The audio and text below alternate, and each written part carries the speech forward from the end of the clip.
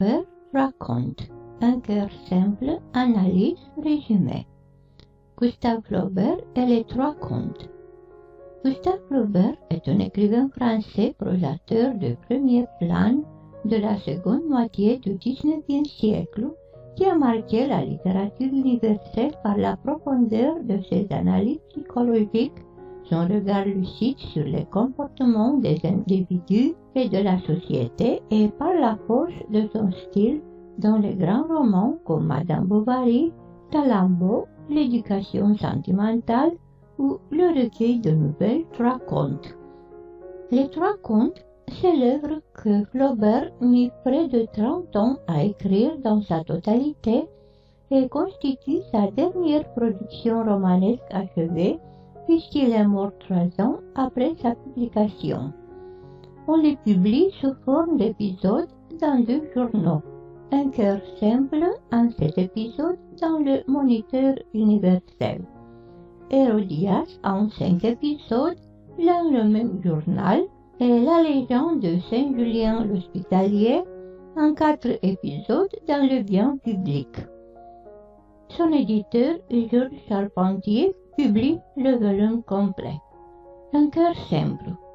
Dans l'écriture d'un cœur simple, Flaubert réinvestit nombre de ses souvenirs d'enfance et personnes qu'il a connues alors.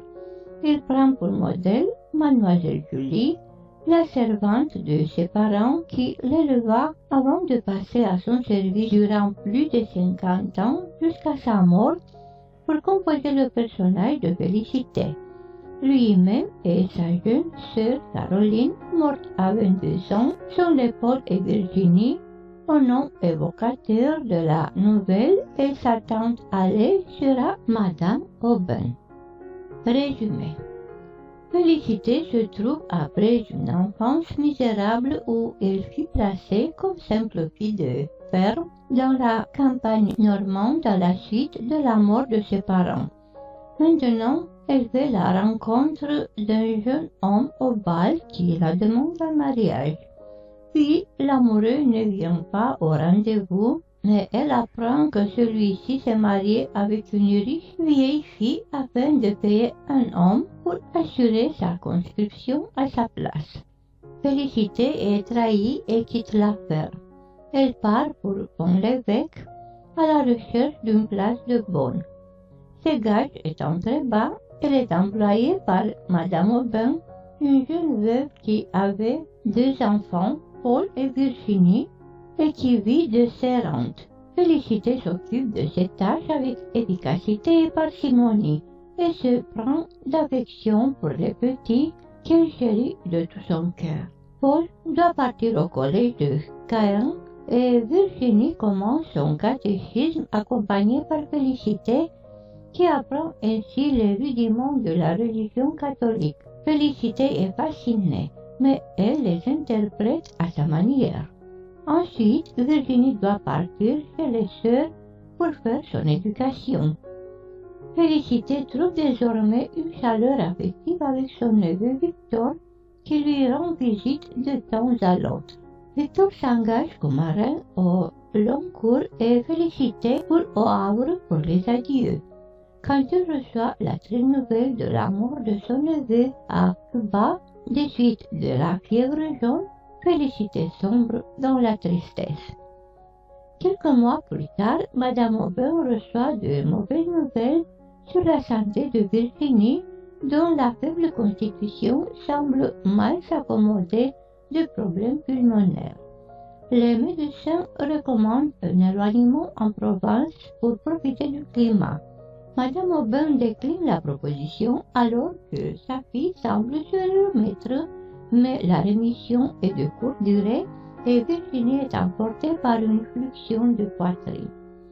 Sa mère sombre dans le désespoir. Le nouveau sous-préfet nommé à Pont-l'Évêque rend visite à Madame Aubin et il noue une amitié bourgeoise de province. Il possède un domestique noir et un perroquet qui fascine Félicité car il vient des Amériques et lui évoque ainsi le souvenir de son neveu Victor. Le préfet, parti à une nouvelle affectation, laisse en guise d'adieu le perroquet à Madame Aubin qui le donne à sa bonne. Félicité le nomme Loulou et s'occupe affectueusement de lui. Le jour que le perroquet profite de sa liberté pour s'échapper, Félicité part à sa recherche et attrape une otite qui la rend pratiquement sourde. Elle se renferme de plus en plus dans son monde intérieur. Mais ensuite, Loulou meurt de congestion et sur le conseil de sa maîtresse, Félicité le fait empailler et finit par le mettre dans sa chambre à côté d'une image d'Épinal du baptême du Christ, croyant que le père, pour s'énoncer, n'avait pu choisir une colombe, mais plutôt un des ancêtres de Loulou.